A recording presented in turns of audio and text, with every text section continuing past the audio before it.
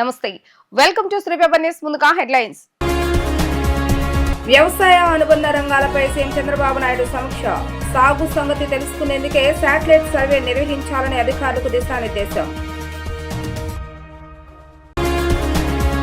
హరిహర వీరమల్లు సినిమాపై మంగళగిరిలో మీడియాతో మాట్లాడిన ఉప ముఖ్యమంత్రి పవన్ కళ్యాణ్. సర్వాయి పాపన్న కథతో దీనికి సంబంధం లేదని వ్యాఖ్య. సుపరిపాలన తొలి అడుగు కార్యక్రమంలో పాల్గొన్న మంత్రి నారాయణ రాష్ట్రంలో ప్రతి ఇంటికి సురక్షితమైన నీరు అందించేందుకు చర్యలు చేపడుతున్నామని వ్యాఖ్య.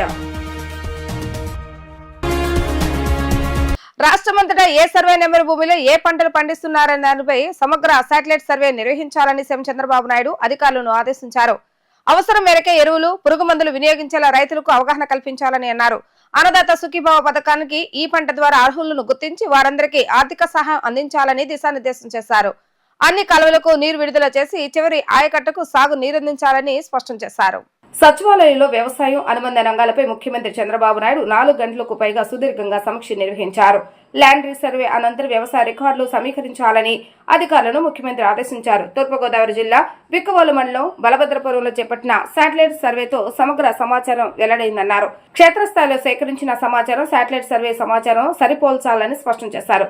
ఒక ప్రాంతంలో ఒకే తరహా పంటలు వేసేలా రైతులకు దిశానిర్దేశం చేయాలని అధికారులకు సూచించారు. రైతు సేవా కేంద్రం నుంచి ఈ మేరకు నిరంతర సూచనలు, సహకారం వారికి అందించాలని అన్నారు.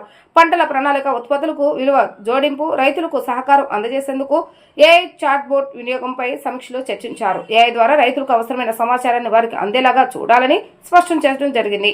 ఇప్పటి వరకు 47,41,792 మంది రైతులు వివరాలతో అన్నదాత సుఖీభావ పథకం కింద ఈకేవైసీ పూర్తయిందని అధికారులు సీఎం దృష్టికి తెచ్చారు. ఇక్కడి నుంచి బలవంతంగా తీసుకువెళ్లిపోయిన కోహినూర్ వజ్రాన్ని తీసుకొచ్చే వీరుడి కథ హరిహర వీరమల్లు అని ఉప ముఖ్యమంత్రి పవన్ కళ్యాణ్ తెలిపారు.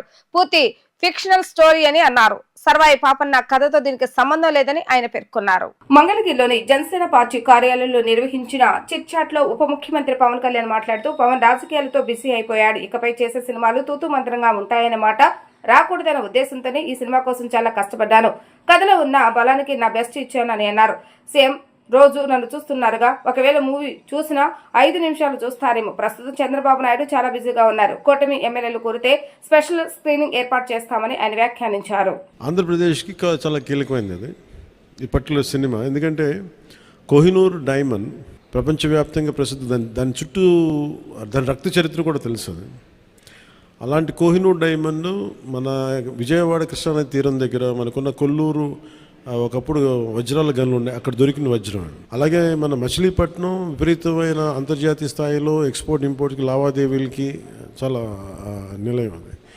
సో అలాంటి చోట జరిగే కదా ఇక్కడ జరిగిన ఈ కోహినూర్ వజ్రం వెళ్ళి ఫైనల్గా కులీ కుతుబ్ షా నుంచి మొఘల్ ఎంపరర్ దాకా వెళ్ళి మొఘల్స్ పాలనలో దట్టు ప్రత్యేకించి ఒక నియంతగా ఉన్న సొంత తమ్ముడిని కూడా, సొంత అన్నయ్యని కూడా చంపి దారా సిక్కుని చంపేసిన ఔరంగజేబ్, తండ్రిని ఖైదులో పెట్టించిన ఔరంగజేబ్, అలాగే హిందువుగా బతకాలి అంటే పన్ను కట్టాల్సిన సమయం, అలాంటి పరిస్థితుల్లో తీసుకొచ్చి దేవాలయాలు కూల్చేసిన ఔరంగజేబ్, అలాంటి ఔరంగజేబ్ ఆసీనుడైన ఆసనం మీద, నెమలి సింహాసనం మీద ఉన్న కోహినూర్ని హీరో పాత్ర ఇవ్వబడుతుంది. అది తీసుకురమ్మని, అది అసైన్ చేయబడతారు. సో అది నాకు ఇంట్రెస్టింగ్ అనిపించి సినిమాని ఒప్పుకోవడం జరిగింది. ఇది దాదాపు 3-4 సంవత్సరాలు, క్లోజ్ టు 5 years పట్టింది. 2 కరోనా వేవ్స్ బాగా ఇబ్బంది పెట్టినాయి. ఫైనల్గా వచ్చేటప్పటికి మన మ్యాన్ మేడ్ డిజాస్టర్ గత ప్రభుత్వం చేసిన సమయంలో కరెక్ట్ సినిమా చేద్దాం అనుకున్న సమయంలో చంద్రబాబు గారిని చేసేయడం, నన్నేమో వైజాగ్లో ఇబ్బందులు పెట్టేయటం, వీటన్నిటిలో చాలా డిఫికల్టీస్ వచ్చింది సినిమా పూర్తి చేయడానికి. ఫైనల్గా గవర్నమెంట్ మారిన తర్వాత చేద్దాం అనుకుంటే చేసే టైంకి అడ్మినిస్ట్రేషన్ 6 months తర్వాత కరెక్ట్ ఇక్కడ ఈ ఆఫీస్కి, ఈ క్యాంప్ ఆఫీస్ కొత్తపేట దూరంలో ఉన్న ఈ మిడ్ వ్యాలీ ఏరియాలో సెట్ చేసి రోజుకి కుదిరినప్పుడల్లా 7 to 9 మార్నింగ్ షూటింగ్ చేస్తాం. ఎప్పుడన్నా సండేస్ కుదిరితే ఒక రోజు 9 గంటలు చేయటం అలా జరిగింది. ఇది ఫిక్షన్ క్యారెక్టర్స్. అసలు వాళ్ళు ఎవరో మాట్లాడారు, నా దృష్టికి తీసుకొచ్చారు కానీ అసలు సంబంధం లేదు. అది సర్వాయి పాపన్న గౌడ్ అని చెప్పి అసలు సంబంధం లేదు. దానికి దీనికి అస్సలు సంబంధం. ఇది ఒక హై కాన్సెప్ట్. ఒకవేళ కోహినూర్ డైమండ్ని తీసుకొస్తే ఉంటుంది. దాన్ని కొర్లు మన ఈ మచిలీపట్నం పరిసర ప్రాంతాల్లో పెరిగే ఇలాంటి వాతావరణంలో పెరిగిన ఒకడికి ఈ బాధ్యత చెప్తే నిజాం నవాబు ఎలా ఉండొచ్చు, ఈ హై కాన్సెప్ట్. దీంట్లో ఎక్కడా కూడా అది ఒక ఫిక్షస్ క్యారెక్టర్ తప్ప దాన్ని ఎక్కడ కూడా అసలు చారిత్రాత్మక ఆధారాలు ఉన్న పాత్ర అసలు కాదు. డిఫరెంట్ డే వన్ నుంచి it's very quite created character. మీ కో ఎమ్మెల్యేలతో మూవీ చూసే ఆలోచన ఏమైనా ఉందా? ఇదండి మీ ఎమ్మెల్యేలతో మూవీ చూసే ఆలోచన, ప్రపోజల్స్ ఏమైనా? నేను ఎప్పుడు అట్లా ఆలోచించలేదండి. అసలు మీరు చెప్తే ఇప్పుడు ఐడియా వచ్చింది, బాగానే ఉందనిపిస్తుంది. ఎందుకంటే అసెంబ్లీలో సగం మంది మీ ఫ్యాన్సే కదా. మేబీ మా ఎమ్మెల్యేస్ అందరికీ, మా కూటమి ఎమ్మెల్యేస్ అందరికీ ఖచ్చితంగా దీన్ని ప్రత్యేకమైన షో అయితే వేస్తే వాళ్ళు కోరుకుంటే ఖచ్చితంగా, అంటే నేను ప్రమోట్ చేసుకునే ఇబ్బందిగా ఉంటుంది కానీ ఖచ్చితంగా వాళ్ళందరూ అడిగితే మన హరిప్రసాద్ కానీ ఖచ్చితంగా I think will organise an exclusive screening for them. అందరికీ మనసులో ఉంది కానీ బయటకు అడగలేకపోతున్నారు. సో మీ ద్వారా వచ్చింది కూడా ఖచ్చితంగా నేను అడ్రస్ చేస్తాను. Thank you.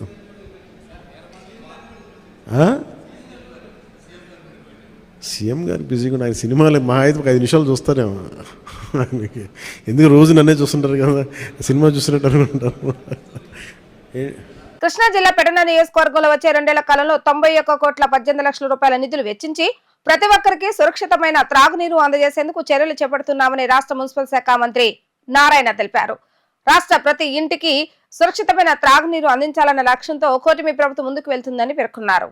కృష్ణా జిల్లా పెడన నియోజకవర్గంలో సుప్రపాలన తొలి అడుగు కార్యక్రమంలో డోర్ టు డోర్ క్యాంపెయినింగ్ మంత్రి Narayana, RTC chairman Konagala Narayana, MLA Kagita Krishnaprasad పాల్గొన్నారు. ఈ సందర్భంగా మంత్రి నారాయణ మాట్లాడుతూ పెడన మున్సిపాలిటీ డ్రైనేజ్ నిర్మాణానికి 2 కోట్లు, SC colony community hall pending పనులు పూర్తి చేయడానికి 25 లక్షల రూపాయలు విడుదల చేస్తున్నామని చెప్పారు. 2014-19 మధ్య కాలంలో కేంద్రం నుంచి అమృత నిధులు ఇప్పించేలా ఒప్పించడం జరుగుతుందని పేర్కొన్నారు. కేంద్రం పీఎం కిసాన్ నిధులు విడుదల చేసే రోజే అన్నదాత సుఖీభవ నిధులు రైతుల ఖాతాలో జమ చేస్తున్నామని పేర్కొన్నారు. అమృత్ 2.0 అది 2020లో వచ్చింది. 8,500 కోట్లు కేంద్ర ప్రభుత్వం శాంక్షన్ చేసింది. 8,500 కోట్లు. దేనికి సార్ ఆ పథకం అంటే 100% ఈ రాష్ట్రంలో ఉన్న మున్సిపాలిటీలో ప్రతి ఇంటికి ట్యాప్ కనెక్షన్ ఇవ్వాలి. ఇంకొకటి, ఈ డ్రైనేజ్ ఏదైతే వస్తాయో ఆ వాటర్ ట్రీట్ చేసి బయటికి పంపించాలి. ఇందాక అడిగారు యాక్చువల్గా ఎస్టీపీలు ట్రీట్ చేసి బయటికి పంపించడానికి. అదేవిధంగా ఏదైనా వాటర్ పాయింట్స్ ఉంటే ఆ వాటర్ పాయింట్స్ని రెనోవేట్ చేయడానికి ఆ పథకం. కేంద్ర ప్రభుత్వం ఫస్ట్ ఇన్స్టాల్మెంట్ ఇచ్చింది గ్రాంట్. అది గ్రాంట్ లోన్ కాదు. ఇస్తే రాష్ట్ర ప్రభుత్వం మ్యాచింగ్ ఇవ్వక అది ఆగిపోయింది ఆ పథకం. దాన్ని ఇప్పుడు మళ్ళీ రివైజ్ చేసాం, టెండర్లు పెంచున్నాం. రేపు 22 టెండర్ ఓపెన్ చేస్తున్నాం. 8,500 కోట్ల రూపాయలు. అంటే రాష్ట్ర ప్రభుత్వం యొక్క మ్యాచింగ్ ఇవ్వకుంటే ఆ పథకాలు రావండి. కేంద్ర ప్రభుత్వం ఇచ్చినా అన్ని అట్టేనాయి. జలజీవన్ రూరల్లో వాటర్కి 28,000 కోట్లు శాంక్షన్ చేస్తే వాళ్ళు ఫస్ట్ ఇన్స్టాల్మెంట్ సర్చింగ్ అది కూడా పోయింది. ఇలా గత ప్రభుత్వం అనేక అవకతవకలు చేసింది, ఆర్థిక వ్యవస్థ నిర్వహణ చేసింది. అయినప్పటికీ ముఖ్యమంత్రి గారికి వారుకున్న అపారవంతో ఈరోజు 1 by 1 చేసుకుంటూ వస్తున్నారు. ఇవన్నీ ప్రజలకు వివరించమని ఉద్దేశంతో ఈ కార్యక్రమాన్ని పెట్టారు. పెడన మున్సిపాలిటీకి 2019లో మేము శాంక్షన్ చేసింది అమృత కానీ ఏఏబి కానీ, ఏఏబిలో 86.76 కోట్లు. 2019 6 సంవత్సరాలు అయిపోయింది. ఆ రోజు నేను శాంక్షన్ చేశాను, కానీ గత ప్రభుత్వం దాన్ని ఉపయోగించి ఒక ఎమ్మెల్యే గారు కూడా చెప్తున్నాను, ఒక 2 crores మీకు రేపే రిలీజ్ చేసేట్టుగా నేను శాంక్షన్ చేస్తాను. ఆ 2 crores వీలైనంత డ్రైన్స్ టేకప్ చేయండి. ఎందుకంటే ఫస్ట్ ప్రయారిటీ రాష్ట్ర ప్రభుత్వం డ్రింకింగ్ వాటర్కి ఇస్తుంది. ఫస్ట్ సెకండ్ ప్రయారిటీ డ్రైన్, అంటే ఇళ్లలో వాడే వాటర్ కానీ, బాత్రూములు కానీ, టాయిలెట్స్లో వాటర్ బయటికి వెళ్ళిపోవాలని ట్రీట్ చేయాలని. So second priority drains. Third priority వచ్చి రోడ్లు, లైట్స్. ఇలా అంటే ఉన్న డబ్బులతో సద్వినియోగం చేయాలనే ఉద్దేశంతో రాబోయే 2 సంవత్సరాల్లో డ్రైన్స్ పూర్తి చేయాలి, డ్రింకింగ్ వాటర్ పూర్తి చేయాలి, లైట్లు, రోడ్లు అని. అందువల్ల నేను ఈ 2 కోట్లు మీకు రేపే రిలీజ్ చేస్తాను. మీరు ఇమీడియట్ టెండర్ పిలుచుకొని ఆ డ్రైన్స్ చేసుకోవాల్సిందిగా చేస్తున్నాను. అదేవిధంగా కమ్యూనిటీ హాల్, ఎస్సీ కాలనీలో కమ్యూనిటీ హాల్ యాక్చువల్గా 5 అన్నారు. దానికి ఒక 20 lakhs దానికి కూడా ఎస్సీ ఫండ్ ఇస్తాను. సో ఎమ్మెల్యే గారు నా కార్యక్రమం చదివి అడుగుతున్నారు, సార్ మీరు పండించుకోవాలా మాకు చిన్న మున్సిపాలిటీ, మాకు వచ్చే కలెక్షన్ చాలా తక్కువ అని అంటున్నారు. అందుకని మీకు 2,20,00,000 రేపే రిలీజ్ చేస్తానని తెలియజేస్తూ నాకు ఈ అవకాశం ఇచ్చిన అందరికీ ప్రత్యేకంగా ధన్యవాదాలు తెలియజేస్తాను. రాష్ట్రంలోని ప్రభుత్వ పాఠశాలలో చదువుతున్న విద్యార్థులకు నాణ్యమైన సన్నబియ్యాన్ని అందజేయటమే కూటమి ప్రభుత్వ ప్రధాన లక్ష్యమని రాష్ట్ర పౌర సరఫరాల శాఖ మంత్రి నాదెళ్ల మనోహర్ తెలిపారు. రాష్ట్రంలోని 40,000 ప్రాథమిక పాఠశాలలో మరో 4,000 సంక్షేమ హాస్టల్స్ చదువుతున్న విద్యార్థులకు సన్నబియ్యాన్ని అందజేస్తున్నామని పేర్కొన్నారు. ఎన్టీఆర్ కృష్ణా జిల్లాలోని సివిల్ సప్లై రైస్ గోడౌన్లో ఉన్న రైస్ ను పరిశీలించేందుకు పౌర సరఫరాల శాఖ మంత్రి నాదెళ్ల మనోహర్ ఆకస్మికంగా రైస్ గోడౌన్ తనిఖీ చేశారు. పాఠశాలలకు అందుతున్న రైస్ బ్యాగులను మంత్రి సంబంధిత అధికారులను వివరాలు అడిగి తెలుసుకున్నారు. ఈ సందర్భంగా మంత్రి నాదెళ్ల మనోహర్ మాట్లాడుతూ ప్రభుత్వ సంక్షేమ హాస్టల్లో చదువుతున్న విద్యార్థులకు నాణ్యమైన బియ్యాన్ని సరఫరా చేసేందుకు గత ఏడాది రైతుల వద్ద నుండి 2,50,000 మెట్రిక్ టన్నుల ధాన్యంను కొనుగోలు చేయడం జరిగిందని చెప్పారు. ప్రతి నెల రేషన్ షాపుల ద్వారా లబ్ధిదారులకు సక్రమంగా బియ్యం అందజేస్తున్నామని పేర్కొన్నారు. 1వ తారీఖు నుండి 15వ తారీఖు వరకు రేషన్ షాపుల ద్వారా లబ్ధిదారులకి రేషన్ అందజేస్తున్నామని చెప్పారు. క్యూఆర్ కోడ్, క్యూఆర్ ట్యాగ్ కూడా మేము పొందుపరిచి ఈ సంవత్సరం మన బడి పిల్లలకి మధ్యాహ్న భోజనం పథకం కింద 25 కిలోల బస్తాలు ప్యాక్ చేసి రాష్ట్ర వ్యాప్తంగా సుమారు 40,000 పాఠశాలలు, అదేవిధంగా ఒక 4,000 సంక్షేమ హాస్టల్స్లో కూడా అందించడం జరుగుతుంది.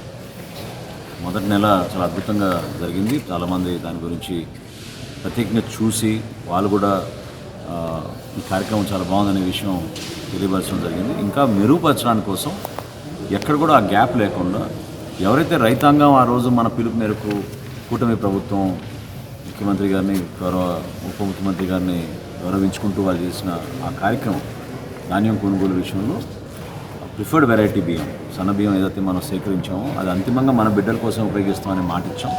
దాని ప్రకారంగానే ఈ రోజున దాదాపు 2,50,000 మెట్రిక్ టన్నులు మధ్యాహ్న భోజనం పథకం కింద అందించబోతున్నాం. ఈరోజు గొల్లపూడిలో ఉన్న ఎంఎల్ఎస్ పాయింట్ అంటే మండల్ లెవెల్ స్టాకింగ్ పాయింట్లో తనిఖీలు చేయడం జరిగింది. డీలర్ల విషయంలో ఎక్కడైతే గత నెల సరుకు మిగిలిపోయిందో ఆ క్లోజింగ్ బ్యాలెన్స్ కాస్త ఓపెనింగ్ బ్యాలెన్స్గా ఉండి వచ్చే నెల వాళ్ళు తక్కువ తీసుకోవాల్సిన సరుకు బదులు అదే సరుకు ప్రతి నెల తీసుకెళ్తున్నట్టు నాకు రికార్డ్స్లో తెలిసింది. సో ఈ రైస్ పక్కదారి పోకుండా ఉండడానికి కోసం చేస్తున్న ప్రయత్నాల్లో ఖచ్చితంగా ఆ పారదర్శకత పెంచడానికి వీరందరినీ కూడా నేను కోరాను. మీరు ఖచ్చితంగా మనం ఇచ్చే రేషన్ బియ్యాన్ని ప్రజలకు ఉపయోగపడే విధంగా 15 రోజులు మనం 1వ తారీఖు నుంచి 15వ తారీఖు వరకు ఇస్తున్నాం. తనకు రాజమహేంద్రవరం సెంట్రల్ జైల్లో ప్రత్యేక వసతులు కావాలని మద్యం కుంభకోణం కేసులో నిందితుడు వైఎస్ఆర్సీపీ ఎంపీ మిథున్ రెడ్డి విజయవాడ ఏసీబీ కోర్టులో పిటిషన్ దాఖలు చేశారు. దీనిపై కోర్టు విచారణ జరిపింది. సుప్రీంకోర్టు నిబంధనల ప్రకారం తాము నిందితుడికి అన్ని వసతులు కల్పించేందుకు ఏర్పాట్లు చేస్తున్నట్లుగా రాజమహేంద్రవరం కేంద్ర కారాగార డీఎస్పీ వెంకటేశ్వర్లు కోర్టుకు తెలిపారు. వాదనలు విన్న కోర్టు మిథున్ రెడ్డికి మంచం, దిండు, దుప్పటి, పేపర్, పెన్ను, టీవీ, బయట నుంచి ఆహారం తెప్పించుకునేందుకు అనుమతినిచ్చింది. ఆహారం అందించేవారు అండర్టేకింగ్ లెటర్ ఇవ్వాలని పేర్కొంది. అదేవిధంగా water bottles, western commode, cooler ఏర్పాటుకు అనుమతించాలని తెలిపింది. వీటికయ్యే ఖర్చు నిందితుడు భరించాలని ఆదేశించింది. మిథున్ రెడ్డికి జైల్లో ఉన్న వైద్య వసతులు కల్పించాలని కోర్టు తెలిపింది. అవసరం అనుకుంటే బయట నుంచి మెడికల్ వసతులు కల్పించాలని జైలు అధికారులను ఆదేశించింది. నిందితుడిని కలిసేందుకు న్యాయవాదులకు వారంలో 3 సార్లు, బంధువులకు వారంలో 2 సార్లు ములాఖాతులకు విజయవాడ ఏసీబీ కోర్టు అనుమతినిస్తూ ఉత్తర్వులు జారీ చేసింది. వైసీపీ హయాంలో జరిగిన మద్యం కుంభకోణం దేశంలోనే అతిపెద్ద కుంభకోణమని మాజీ మంత్రి దేవినేని ఉమామహేశ్వరరావు ఆరోపించారు. కల్తీ మద్యం కారణంగా 30,000 మందికి పైగా మృతి చెందినట్లుగా పేర్కొన్నారు. వచ్చే అసెంబ్లీ సమావేశాల్లోపు revenue recovery act RR act అమలు చేసి 3,570 కోట్ల దోపిడీ సొమ్మును రికవరీ చేసి నిందితులను అరెస్టు చేయాలని ప్రభుత్వాన్ని డిమాండ్ చేశారు. మద్యం కుంభకోణంపై మాజీ మంత్రి శ్రీ దేవినేని ఉమామహేశ్వరరావు వైఎస్ఆర్సీపీ ప్రభుత్వంపై తీవ్ర ఆరోపణలు చేశారు. మద్యం కుంభకోణం దేశంలోనే అతిపెద్ద మద్యం స్కామ్ గా అభివర్ణిస్తూ ఇది ఢిల్లీ లిక్కర్ స్కామ్ కన్నా 10 రెట్లు ఎక్కువదని అన్నారు. జగన్మోహన్ రెడ్డి పాలనలో మద్యం ద్వారా వేల కోట్ల రూపాయల దోపిడీ జరిగిందని ఆరోపించిన ఉమా దశల వారీగా నిషేధమంటూ కల్తీ మద్యం పారేలాగా చేశారని మండిపడ్డారు. కల్తీ మద్యం కారణంగా 30,000 మందికి పైగా మృతి చెందినట్లుగా పేర్కొన్నారు. లక్షల మందికి ఆరోగ్య సమస్యలు వచ్చాయని ఆవేదన వ్యక్తం చేశారు. మద్యం బ్రాండ్లను మార్చి అధిక ధరలకు అమ్మారని, ఒక్కో కేసుకు 1,063 ధర వ్యత్యాసం ఉందని వివరించారు. ఈ మద్యం దందా నుంచి వచ్చిన సొమ్ముతో బంగారం, రియల్ ఎస్టేట్, సినిమాలు, విదేశాల్లో మైనింగ్ లాంటి పెట్టుబడులు పెట్టారని ఆరోపించారు. జగన్ రెడ్డి తండ్రి ముఖ్యమంత్రిగా ఉన్న సమయంలోనే ఆయన ఆర్థిక నేరాలకు పాల్పడ్డారని, తర్వాత సీఎం అయ్యాక మరింత దోపిడీకి తెరలేపారని ఉమా ఆరోపించారు. తాడేపల్లి ప్యాలెస్ కు పెద్ద ఎత్తున డబ్బు తరలించారని ఆరోపించారు. ఈ కుంభకోణంలో సెక్రటరీలు, పిఆర్ఓలు, ఎమ్మెల్యేలు, ఎంపీలు భాగస్వాములయ్యారని జగన్ సూచనల మేరకే స్కామ్ జరిగినట్లుగా ఆరోపించారు. ఇప్పటికే 11 మందిని అరెస్టు చేసి 40 మందిని నిందితులుగా ఎస్ఐటీ చేర్చినట్లుగా తెలిపారు. చెవిరెడ్డి భాస్కర్ రెడ్డి దర్యాప్తు అధికారులను బెదిరించడాన్ని కూడా ఉమా తీవ్రంగా తప్పుపట్టారు. సజ్జల రామకృష్ణారెడ్డి వ్యాఖ్యలపై విమర్శలు చేస్తూ మృతుల కుటుంబాల ఉసురు మీకు వదలదని హెచ్చరించారు. వచ్చే అసెంబ్లీ సమావేశాల్లోపు రెవెన్యూ రికవరీ యాక్ట్ అమలు చేసి 3,570 కోట్ల రూపాయల దోపిడీ సొమ్మును రికవరీ చేసి నిందితులను అరెస్టు చేయాలని ప్రభుత్వాన్ని డిమాండ్ చేశారు. 45 ఏళ్ల మధ్యలో వాళ్ళే సుమారు 10,000 మంది చనిపోయారు. ఆ కుటుంబాలకు ఎవరు సమాధానం చెప్తారు?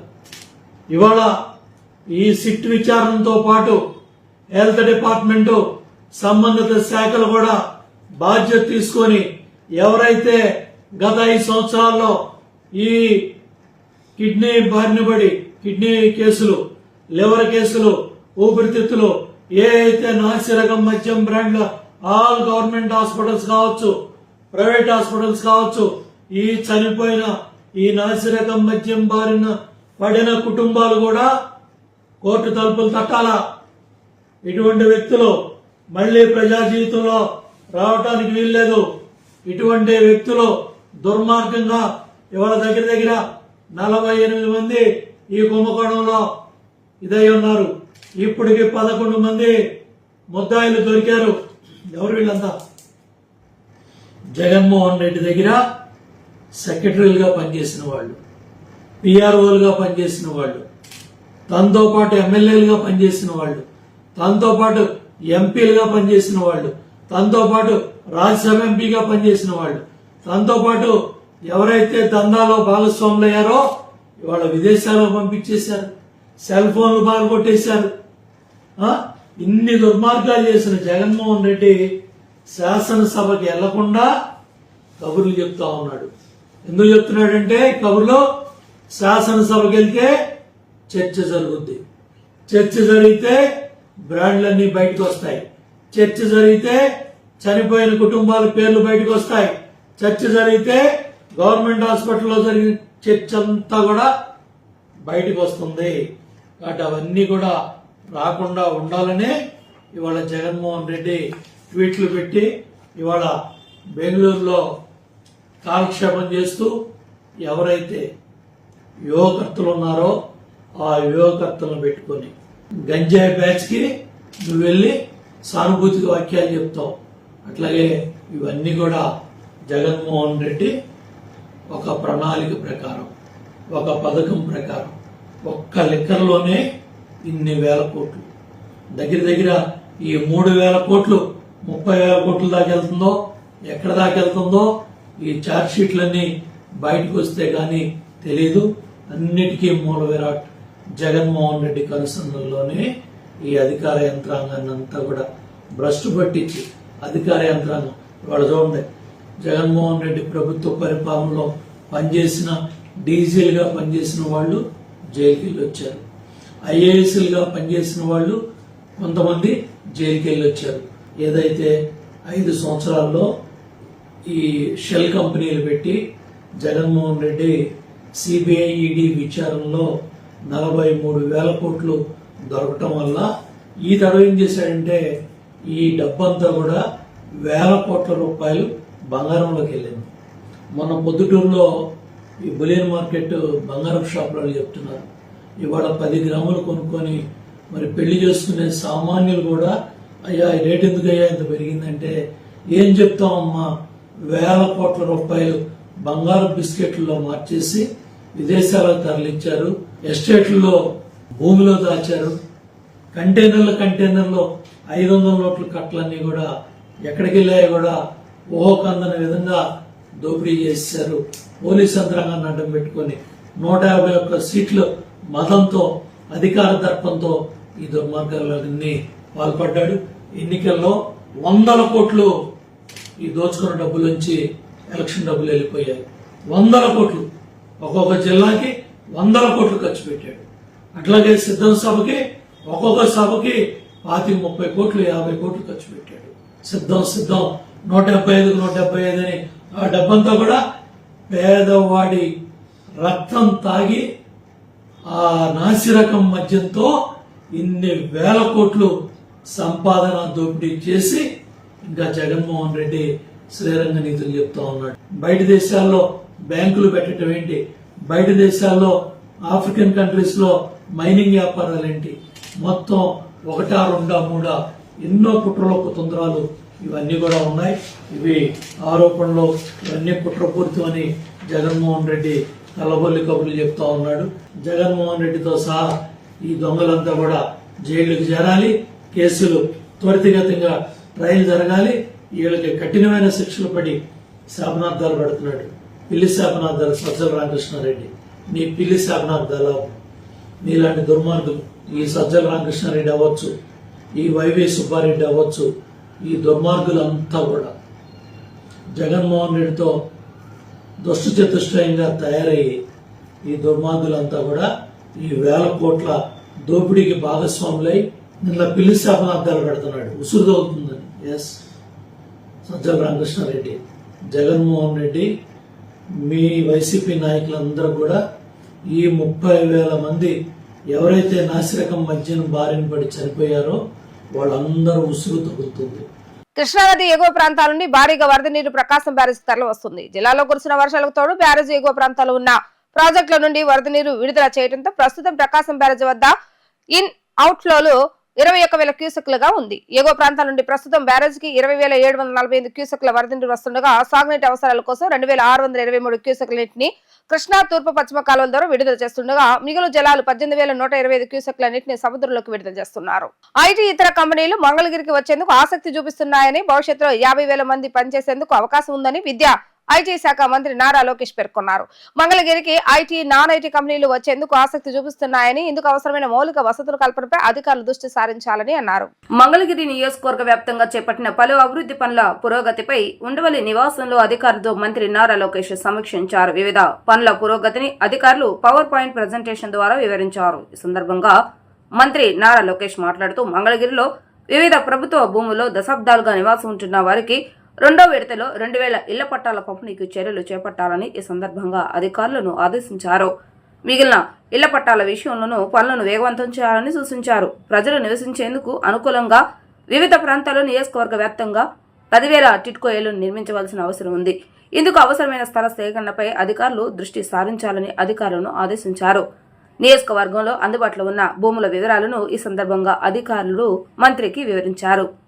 తాడేపల్లి రిటర్నింగ్ వాల్, మంగళగిరి లక్ష్మీ నరసింహస్వామి దేవాలయం అభివృద్ధి, అండర్ గ్రౌండ్ డ్రైనేజీ వ్యవస్థ, జేమ్స్ అండ్ జ్యువెలరీ పార్క్, సాంఘిక సంక్షేమ వసతి గృహాలు, మోడర్న్ లైబ్రరీ, పార్కులు, శ్మశాన వాటికలు, కమ్యూనిటీ హాళ్లు నిర్మాణాల పనులపైన మంత్రి సమీక్షించారు.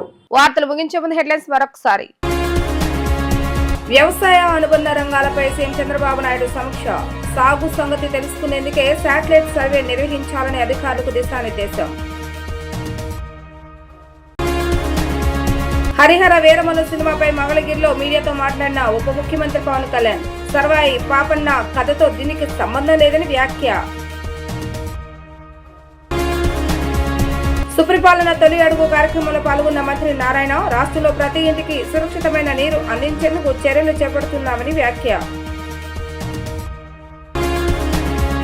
ఇవి ఈ రోజు వార్తా విశేషాలు. మరలా తిరిగి ప్రసారమయ్యే వార్తలో మళ్ళీ కలుద్దాం. అంతవరకు సెలవు. నమస్కారం.